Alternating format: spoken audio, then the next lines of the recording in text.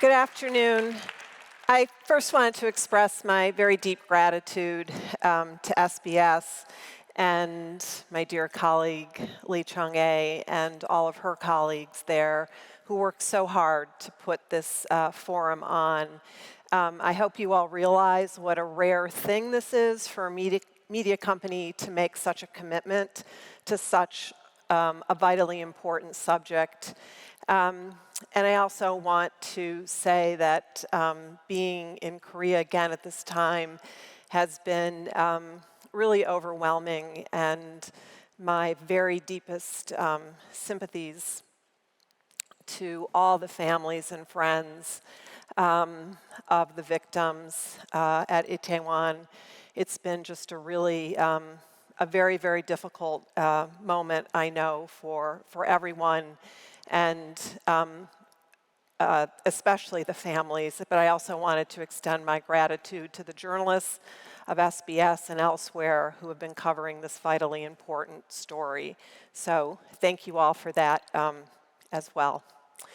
So if I asked you to name a country where democracy has grown stronger in recent years, could you? How about one where press freedoms have increased instead of diminished, where journalism has become more valued as a pillar of democracy and not dismissed as fake news? There are some. Tiny Liechtenstein, a principality of 38,000, this year entered the top 10 in the Reporters Without Borders ranking of press freedom across 180 countries. The Czech Republic, Bhutan, Ivory Coast, Lithuania are among countries that ushered in improvements to media law or access to government information, and all saw their standings elevated. But the undeniable trend is in the opposite direction, a world map that is bleeding red, where some of the largest and most powerful actors are increasing their assaults on democracy and a free press, and where even some historically democratic nations are retreating from free press protections. We are living through a democracy recession. In each of the last 16 years, more countries have experienced democratic declines than improvements in the annual Freedom House assessment, in good measure because of lower scores for freedom of the press, a dynamic that invites less government transparency and, as a result, more government corruption. Journalism, already weakened by industry economics, is running a gauntlet of abuse around the world. Free press predators, as Reporters Without Borders has named them, now sit at the top of a lengthening list of governments. This mirrors my own experience managing the Nieman Foundation Fellowship at Harvard University, which each year welcomes journalists from across the globe. Certain countries that once posed modest or manageable threats to journalism in my decade as director there now loom as very dark clouds. Independent reporting in places such as Hong Kong or Turkey did not carry the heavy threat of abuse or imprisonment that each holds today. But changes there and elsewhere have dramatically altered the landscape and emboldened autocrats who consolidate their power in part on the backs of silenced truth-tellers. Some of these democracy and free press adversaries are familiar foes, such as Russia, where Vladimir Putin recently made it a crime, punishable by up to 15 years in prison, to contradict the Kremlin, including by calling the war on Ukraine a war. This has essentially shuttered the independent press inside the country. Very concerning on this list of 37 press freedom predators is the belligerence in places once thought to be more benign. This includes Hungary, a country Prime Minister Viktor Orban has taken from a designation of free to partly free, in part by putting independent media titles in the hands of his political friends and allies, or Hong Kong, until recently the home to a robust independent and public media, but where Beijing's muscle has silenced many journalists, imprisoned media workers, and caused the world's steepest drop in press freedom rankings from 80th last year to 148th.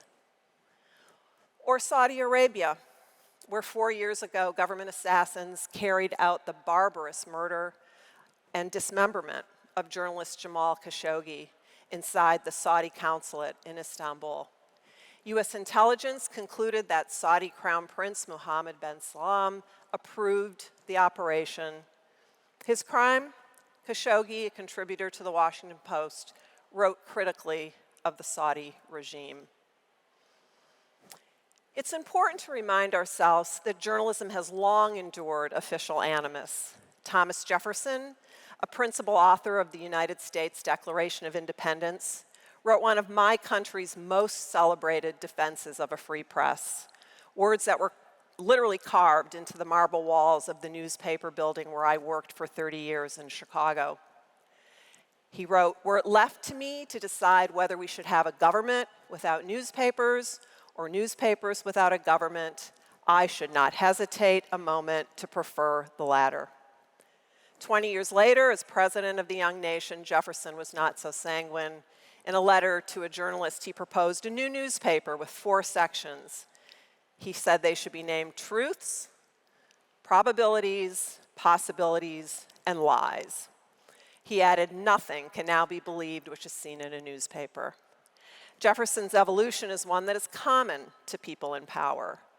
Defending press freedom, I imagine, is much easier when you're writing a constitution than when you're running a government.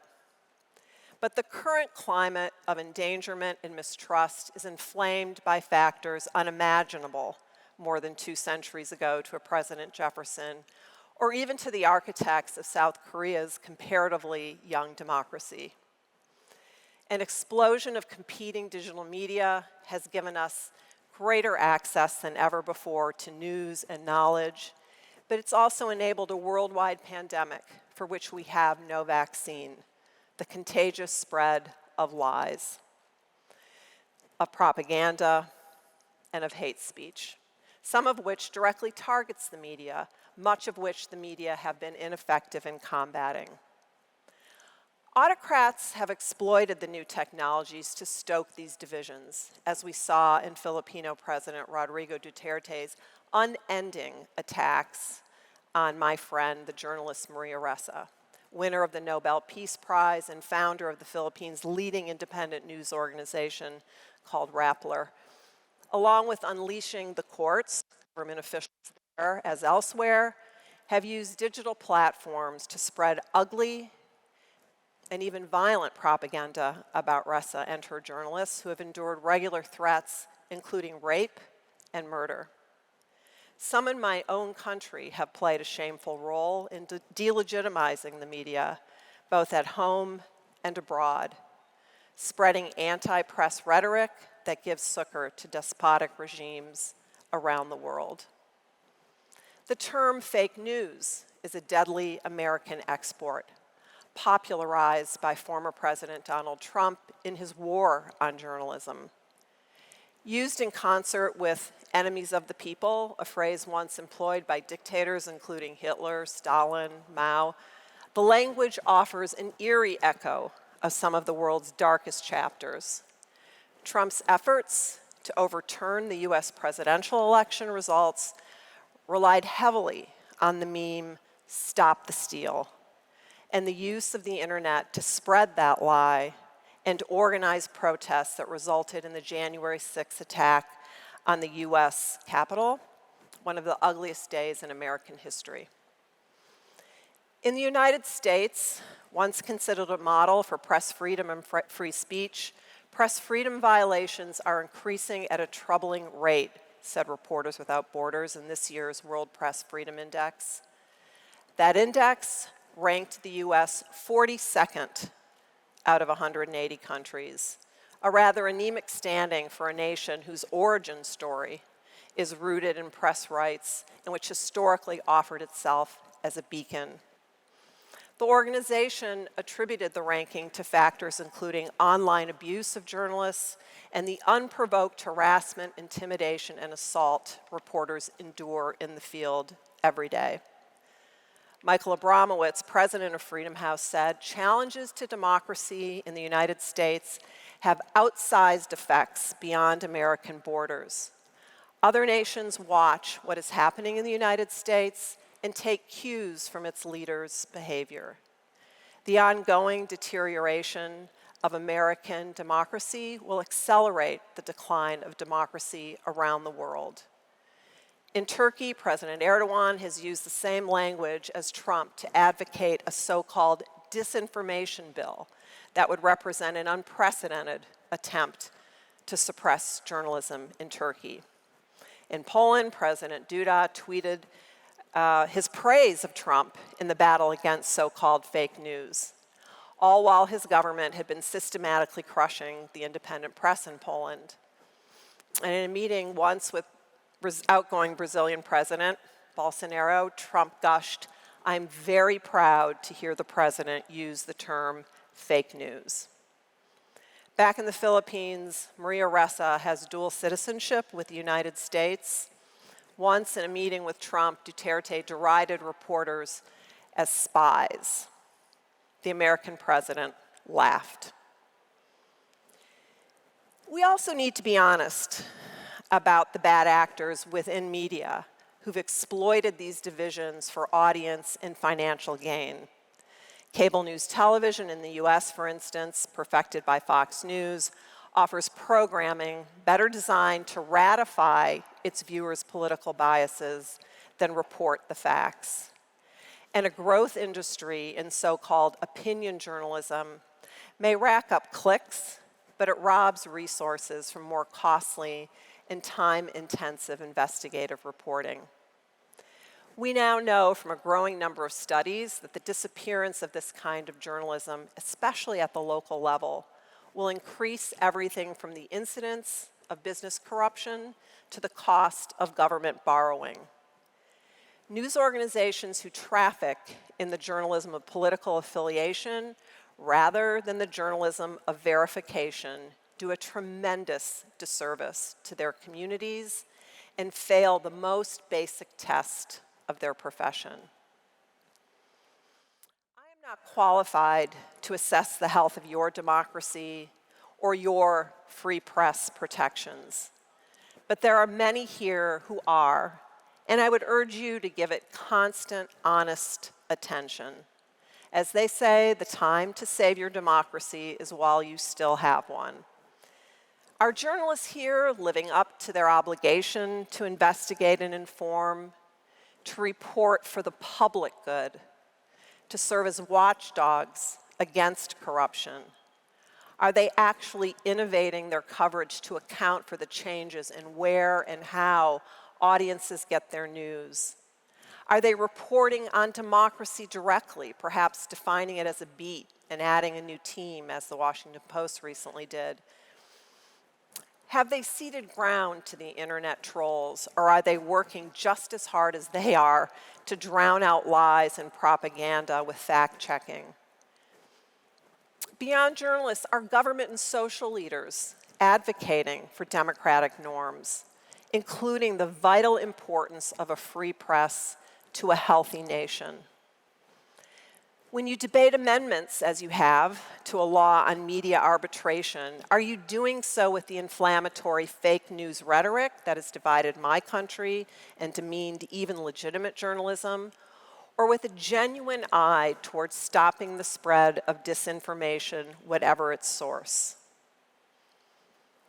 The debate around press credibility issues has become so polarized, it's difficult to remember that it was not always so. Steep declines in trust for institutions have made it so difficult to find common ground, and there are fewer voices able or willing to mend the breach. But history reminds us that what this rhetoric can sound like. I found this clip of US President John F. Kennedy who sought not a government without newspapers or newspapers without government, but a democracy where what he called the abrasive quality of the press offered an American advantage over totalitarian states. In this clip I'm going to show you, President Kennedy talks with 3 television journalists at the 2-year mark of his short presidency. Listen to this. You once said that you were reading more and enjoying it less. Are you still as avid a newspaper reader, magazine? I remember those of us who traveled with you on the campaign, a magazine wasn't safe around you. Oh, it is. No. I think it's invaluable, even though it may cause you it's never pleasant to be reading things frequently that are not agreeable news, but I would say that it's an invaluable arm of the presidency as a check, really, on what's going on in administration. And more things come to my attention that cause me either concern or give me information. So I would think that Mr. Khrushchev, operating a totalitarian system which has many advantages as far as being able to move in secret and all the rest, there's a terrific disadvantage not having the abrasive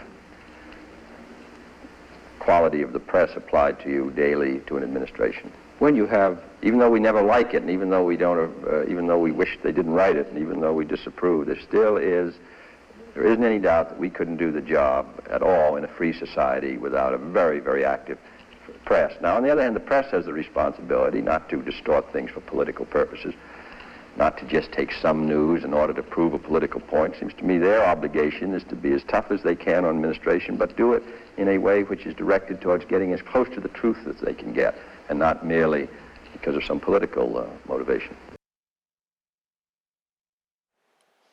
Even though you never like it. This lands on my ears like a foreign language now in my country. What's so striking here, in light of our current political discord, is the civility of Kennedy's comments and his recommitment to democratic fundamentals. He's clearly taking issue with some of the coverage of his administration, and he implies that reporting is sometimes distorted for political purpose, and he doesn't like that. But the criticism is paired with a fundamental appreciation of the historic role the press plays as a check on government. There isn't any doubt, Kennedy says, that we couldn't do the job at all in a free society without a very, very active press. I close with this photograph of my parents. This is John and Helen Lipinski on the porch of their first home, not long after my father had returned from fighting the Korean War as a soldier for the United States Army. He left school to join his older brother on the battlefield, never went to college, but he was one of the wisest men I knew. I don't entirely know what the young soldier believed, what he believed he had come to fight for when he got off the ship that brought him to Busan. But I don't suspect that in his wildest dreams he imagined he would have a daughter who would one day travel to Seoul to talk about democracy. If I may, I would like to leave you with one of his favorite adages, repeated to his children throughout our lives, and which to me is something that is as good a goal for journalism in these complicated times as any I've heard. He would say to us, there are 3 sides to every story: yours, mine, and the truth. So I'd like to leave you with that thought, this idea of the truth, something worth fighting for, and something journalism is here to safeguard. Kamsahamnida. Thank you.